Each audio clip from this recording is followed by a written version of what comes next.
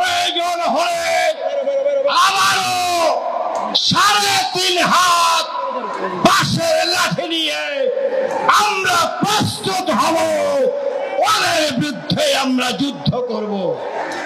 ওদের কোন স্বপ্ন বাস্তবায়ন করতে পারবে না।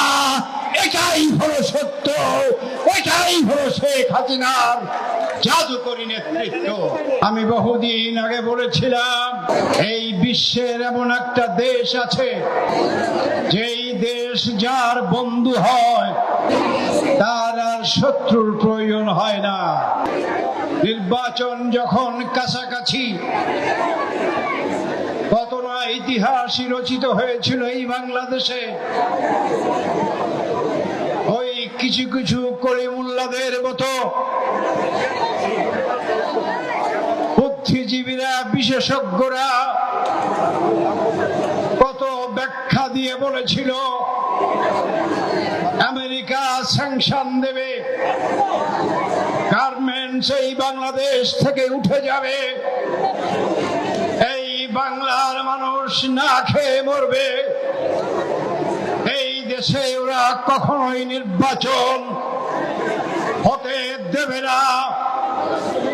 পেছন দরজার গলিপথ দিয়ে ওদেরকে ওরা ক্ষমতায় বসিয়ে দেবে। নির্বাচন ঠিকই হয়েছে, গার্মেন্টস ঠিকই চলছে, এবং আল্লাহর অশেষ রহমতে বঙ্গবন্ধু কন্যা শেখ হাসিনা এমন একটা অবস্থানে দাঁড়িয়েছে, সকল বিশ্ব শক্তিধরের ব্যক্তিরা শেখ হাসিনাকে বাদ দিয়ে ওদের কোন স্বপ্ন বাস্তবায়ন করতে পারবে না। এটাই হলো সত্য, এটাই হলো শেখ হাসিনার জাদুকরী নেতৃত্ব। ভারতের পণ্য বর্জন করতে হবে। ভারতের সাথে আমাদের কোনো সম্পর্ক রাখা চলবে না।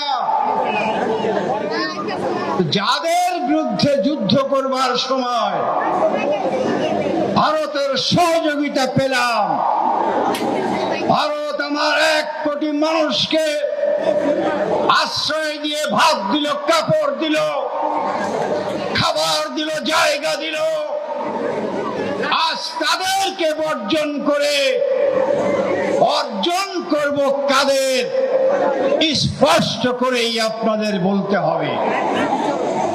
কিন্তু যদি মনে মনে স্বপ্ন দেখেন ভারতকে বর্জন করে পাকিস্তানকে অর্জন করতে হবে, তাহলে মনে রাখবেন যে এই বাঙালি একদিন 3.5 হাত বাঁশের লাঠি নিয়ে ওই পাকিস্তানের বিরুদ্ধে লড়াই করেছিল।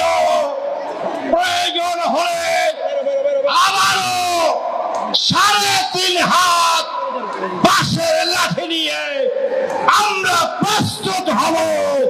ওদের বিরুদ্ধে আমরা যুদ্ধ করব। সত্য, বস্তুনিষ্ঠ ও নিরপেক্ষ দৈনিক জনবাণী।